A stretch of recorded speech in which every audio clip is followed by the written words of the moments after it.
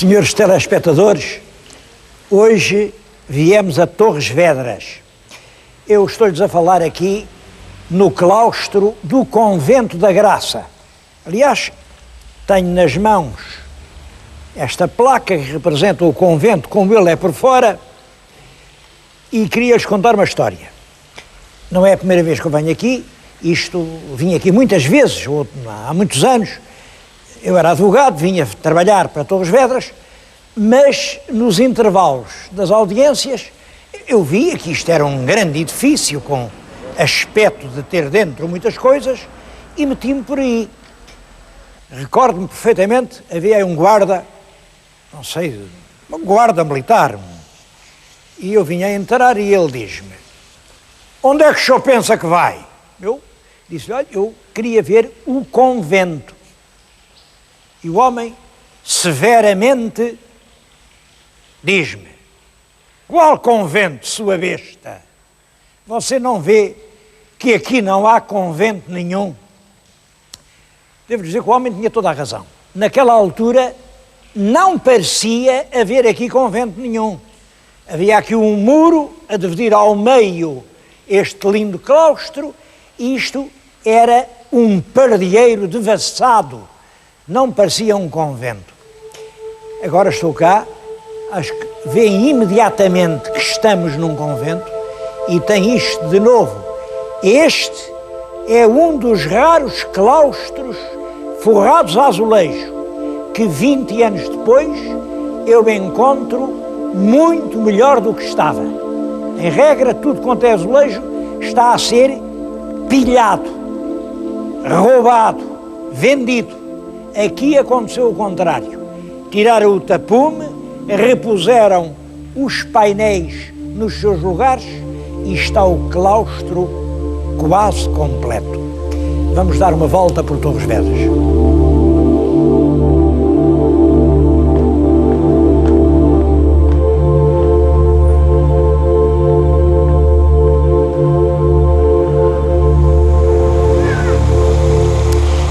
Quando eu vou a qualquer cidade, a minha primeira preocupação é esta: porque é que esta cidade nasceu?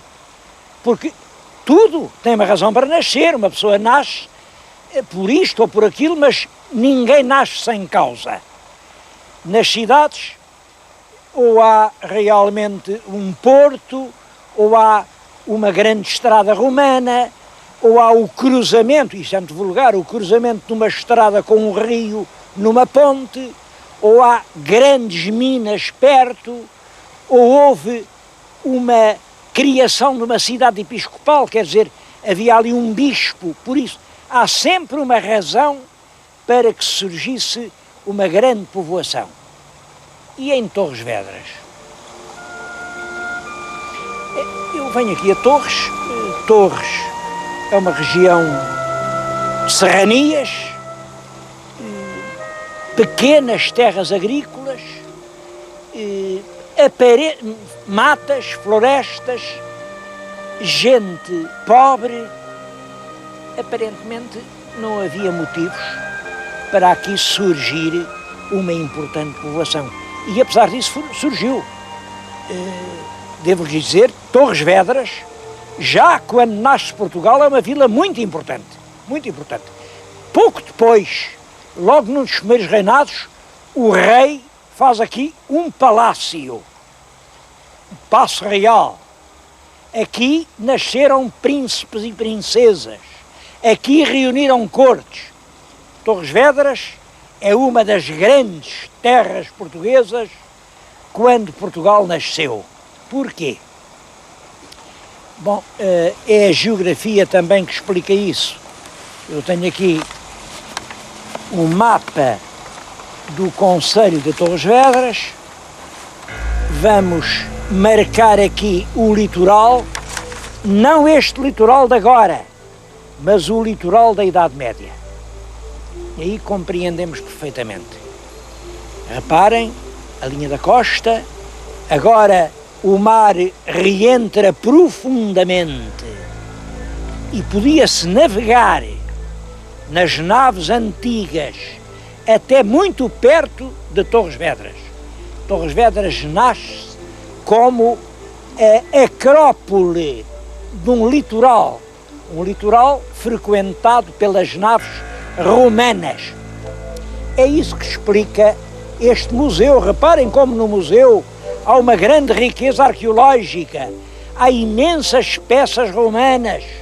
Olha aquela lápide de uma mulher que fez ao seu ótimo marido, naquela altura ainda havia mulheres que consideravam os maridos ótimos, e ao seu excelente filho, que já morreu.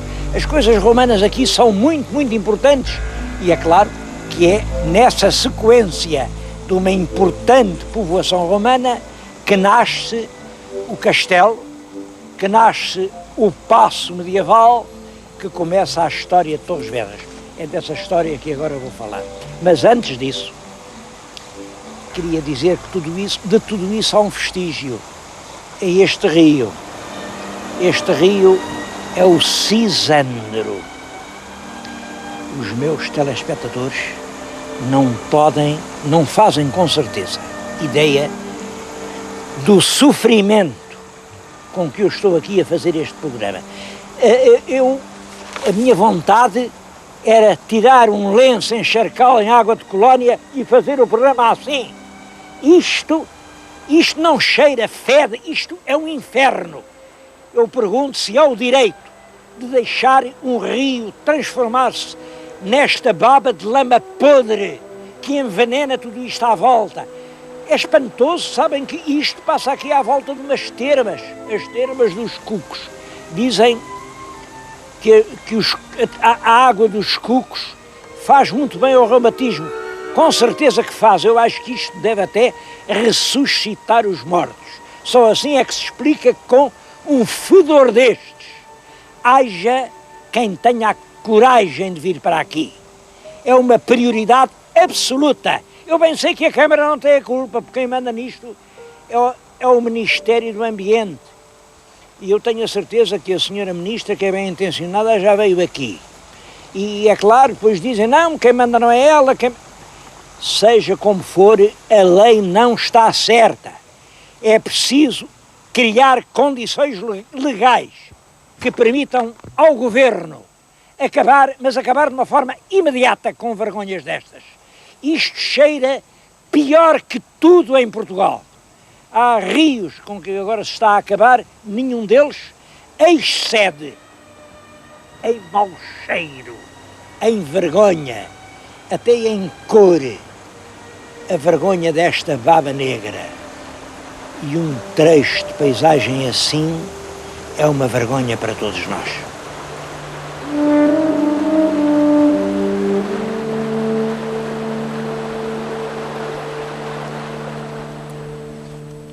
Ora bem, as sondagens feitas pelo Instituto Arqueológico Alemão, que tem estudado toda esta zona, mostraram que este rio, hoje mesquinho e sórdido, era, há cerca de 1000 anos, uma larga língua de mar, profunda, navegável, que chegava até aqui. E é isso que faz nascer, no cimo de um outeiro, uma bela povoação. É claro, a povoação foi depois rodeada de muralhas, e eu estou a falar-lhes justamente diante das portas da muralha que foi o Castelo de Torres Vedras. Vêm lá as esferas armilares do tempo del Rei Dom Manuel. Já nessa altura o castelo tinha uma larga história. Olhem, já então existia aqui um palácio del Rei, chamavam-lhe Passos de Apar do Castelo. Neste local existiram os Passos Reais, onde foi celebrado em 1413 o histórico Conselho Régio, em que Dom João I resolveu a expedição a Ceuta. Bom, isto é uma informação que realmente é dada pelas crónicas. Devo-lhes dizer que uma operação da importância da expedição a Ceuta era da competência das Cortes, não era de um simples Conselho Régio, mas é realmente isso que a crónica diz. A crónica de Ceuta diz que Dom João I reuniu aqui os seus principais fidalgos e discutiu se devia ou não fazer a expedição de Ceuta. Isto tem a maior importância na história de Portugal, porque, como sabem, é essa expedição a Ceuta, em 1415, que marca o início, oficialmente, enfim, é a data que foi escolhida pelos historiadores, para marcar o início da grande expansão portuguesa pelo mundo. Pode-se dizer que o tempo antigo e medieval termina em Portugal em 1415 e é exatamente nesse ano que se inicia a fase da expansão. Bom, teria sido aqui, num Paço Real, que existia exatamente onde hoje está esta casa, que, como veem, hoje chama-se Lar de Santa Maria, é um lar de idosos. Mas não foi só isso o que aconteceu aqui neste lugar. Olhem, uns anos depois, em 1434, nasceu aqui uma menina a quem chamaram Leonor. Ela deve ter andado aqui por estes sítios. Bom, e o destino dessa menina foi casar com o imperador da Alemanha, Frederico III. É a Imperatriz Leonor. Eu acho muito bem, ali diz Rua do Capitão Luís Boto Pimentel, acho que era um daqueles capitõezões antigos e tal, mas não era mais bonito chamarem a isto Rua da Imperatriz Leonor. Uma rapariga casada aos 16 anos, foi casar a Roma. Existem, pintados na grande biblioteca de Siena, os episódios do casamento. Lá está ela, era tão bonita, aliás, todos os escritores do tempo dizem como ela era bonita. Casou com 16 anos, com um imperador que não sabia uma palavra de português, ele era muito agarrado, muito avarento. A primeira coisa que fez foi mandar embora todos os criados da princesa e disse: não preciso cá de portugueses, os alemães chegam para isto. E essa mulher vive na Alemanha, vive perto de Viena da Áustria, toda a vida, sozinha, com saudade de Portugal, tem uma presença de cultura, dizem os cronistas alemães. É ela quem ensina os filhos a ler crónicas. Eu andei por lá há uns anos com a minha mulher a ver se descobria o que ainda podia restar da memória dela, porque eu sei que ela foi enterrada numa cidade muito perto de Viena da Áustria, uma cidade que é um grande entroncamento de caminhos de ferro e por isso foi brutalmente bombardeada pela aviação americana durante a Segunda Guerra Mundial. Realmente a cidade ficou feita em estilhas. Bom, mas a tampa do túmulo da princesa chegou até hoje, e hoje lá está. Está lá numa arrecadação, tapada por um tapume, ninguém se lembra dela, mas lá está. Eu deixei lá simplesmente uma rosa branca para uma princesa portuguesa, uma lembrança de Portugal. Era tão bonito que Torres Vedras lhe fizesse aqui uma memória. Ela merecia o tanto. E porquê é que Torres Vedras não vai? Agora diz-se geminar-se com essa terra onde ela está, onde repousa o seu túmulo. A terra é Viena Neustadt, a nova cidade de Viena. É uma espécie de Sintra em relação a Viena, como ela nasceu nestas Torres Vedras, que era uma espécie de Viena Neustadt em relação a Lisboa. Mas quem é que hoje se lembra da princesa portuguesa?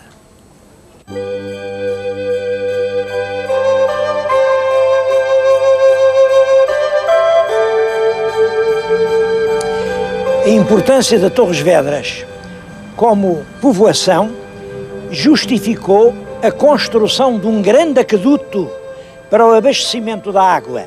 Bom, o aqueduto ainda hoje existe em parte, e vinha dar aqui, a este chafariz, é o chafariz dos Canos. Sabe-se que isto já aqui estava em 1331, vejam, é do século XIV. É um dos monumentos mais típicos e mais emblemáticos de Torres Vedras.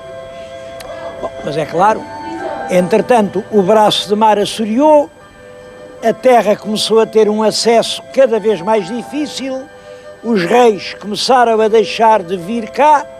Olhem, o Paço Régio acabou por servir de cadeia pública. Eu sei até uma história engraçada. Um vice-rei da Índia, Dom Duarte de Menezes, era um grande fidalgo, era filho do conde de Tarouca, e governou a Índia. Dizia-se que mal, dizia-se que ele foi para lá pobre e voltou de lá muito rico. Bom, também se dizia que o navio em que chegou vinha carregado de ouro, prata e diamantes, que era um tesouro flutuante. Bom, o que é verdade é que ele chegou com o navio e não quis entrar no Tejo. Resolveu antes ir dormir a Sesimbra. A Sesimbra, vejam, ali a 2 passos. É claro, deixou toda a gente sair do navio durante aquela noite. Os rapazes vinham fartos de mar. Então não é que o navio, sem ninguém a bordo, ali, no meio daquele marzinho de Sesimbra, naquela noite, afundou-se com tudo e ninguém viu mais nada. Bom, o rei não achou bem, disse, então que diabo, uma nau vem da Índia a Portugal para se afundar em Sesimbra, e mandou prender o Dom Duarte de Menezes, mandou-o prender aqui, no antigo Paço Real, onde nós estivemos. E o homem esteve lá anos, porque o rei dizia, enquanto não confessares, não sais daí. Esteve lá, aquilo já estava tudo a cair, e uma bela noite desabou um grande bocado do teto, mesmo por cima da cama onde o fidalgo estava a dormir. Ora bem, a notícia chega a Lisboa, chega ao palácio, estava ao palácio com o conde da Castanheira e acompanhado por um preto chamado João de Sá, o negro, era uma espécie de bobo, achava-lhe muita graça, ele contava histórias muito engraçadas, mas esse preto tinha sido escravo do Dom Duarte de Menezes, e era o Dom Duarte de Menezes que lhe tinha dado a liberdade. Quando disseram, olha, caiu o telhado lá do palácio, por pouco ia matando o Dom Duarte. E o rei olhou para o rapaz, para o João, pensou, este é capaz de o querer ir ver, e diz, ó João, olha que o Dom Duarte ficou ferido, mas tu estás proibido de ir lá, porque ele está preso, e os presos não se visitam, não podes lá ir. Bom, no dia seguinte, o rei perguntou, onde é que está esse preto, onde é que ele está? Ninguém o viu. 2 dias, ninguém o viu. Ao fim do 3º dia, aparece o pobre homem, assim, com aspecto de ter caminhado muito, coitadito, ele tinha vindo a Torres Vedras a pé e tinha voltado para ver o seu antigo senhor, e o rei, desconfiado, disse, ó João, tu foste a Torres Vedras. O rapaz largou-se a chorar sem responder. O conde da Castanheira estava ali e diz, eu vi que Vossa Alteza o proibiu de ir a Torres Vedras. Portanto, ele merece agora um castigo severo e exemplar. E o rei respondeu-lhe o seguinte, não merece castigo nenhum. Ele, com isso, só mostrou que, acima da proteção do rei, punha a gratidão ao Senhor a quem deve a liberdade. E um homem que se sente assim, em vez de castigo, merece recompensa. Eu acho que é uma bonita história que faz honra ao Dom João III e faz honra ao João de Sá o Negro. Só não faz honra lá ao tal fidalgote que lhe dava maus conselhos.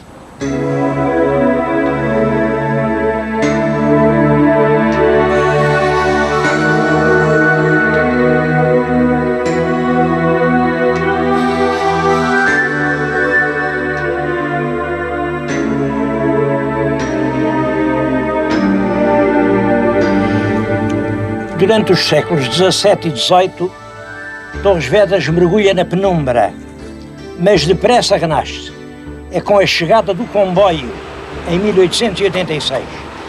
A vila volta a estar perto de Lisboa.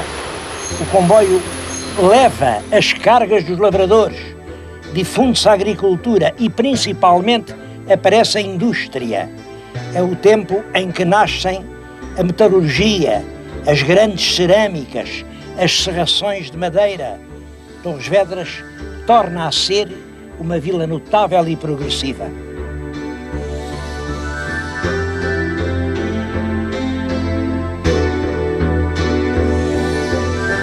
Algumas das peças mais características, enfim, do viver de todos os dias, na primeira metade do século XX, eram fabricadas em Torres Vedras. Bom, eu tenho aqui isto. Acho que toda a gente sabe isto, mas isto está ligado sempre à nossa infância. Isto enchia-se de petróleo, depois aqui deitava-se álcool, o álcool punha em brasa esta cabeça e nessa altura dava-se aqui com muita força, e era aqui que se cozinhava. Isto hoje ainda se fabrica, mas é claro, é para exportar para os países do terceiro mundo, que não têm eletricidade, ou então está a ser adquirido como bibelô, para recordar a nossa infância. Uma outra peça é esta. Eu ainda me iluminei com isto, é um candeeiro de Petromax, hoje é um privilégio dos campistas. Bom, e quem é que não viu os homens nas vinhas, com isto às costas, andavam com isto, a dar à bomba, a sulfatar a vinha? Bom, é claro que hoje tudo isso foi substituído pelas máquinas e isto já se não encontra. Está-se a dar por todo o país e um pouco por toda a Europa uma desindustrialização. Bom, esta casa em que lhes vinha falar, devo lhe dizer que deixou de fazer estas coisas, mas continua a fazer muitas outras e, felizmente, continua a exportar e a viver. Mas muitas outras tiveram de fechar. O futuro aqui, é claro que não é pela indústria.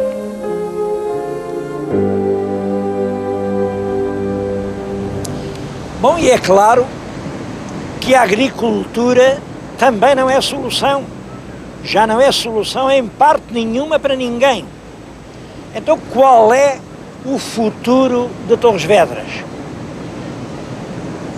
Diz-se com razão que agora são os serviços. Bom, e é verdade que em Torres Vedras há um comércio extremamente ativo. Há quase mais lojas do que casas. Vem gente de toda a parte comprar ali, até de Lisboa. E dizem que os preços são melhores. Bom, mas a verdade é que hoje Torres Vedras estão tão perto de Lisboa, com aquela magnífica estrada, que também o comércio se há de vir a ressentir. O que é que fica? Penso que fica ainda isto, o turismo. Sabem que entre a Ericeira e Peniche fica uma plataforma atlântica enorme, perto de 50 quilómetros, que está, digamos, subaproveitada. Estou a falar aqui nesta praia, é uma praia apenas regional e é uma praia extremamente boa, agradável, enorme, um areal magnífico, um mar puro e límpido. Bom, mas é uma praia saloia, no fundo. E toda esta costa, até lá acima, está um pouco nesse estado.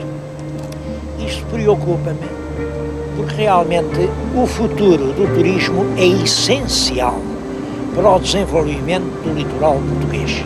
Quem tem, assim, dezenas e dezenas de costa aproveitável e não a aproveita, está a malbaratar um bem precioso.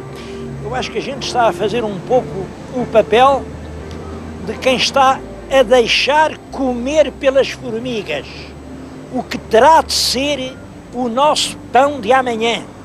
Porque, é claro, vem essa gente, faz umas casinhas muito modestas, umas segundas residências, e se está-se a inçar assim de pequenos bairros, sem nexo, sem ordem, sem grandeza, sem conforto, sem dignidade. Estamos a deixar estragar o litoral.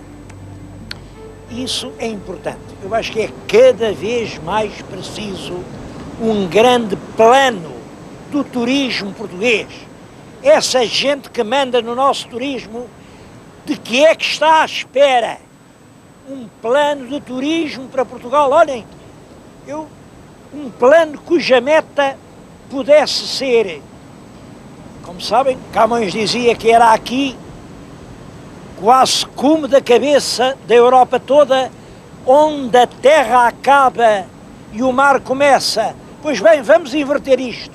Vamos fazer desta região o lugar onde o mar acaba e começa a terra.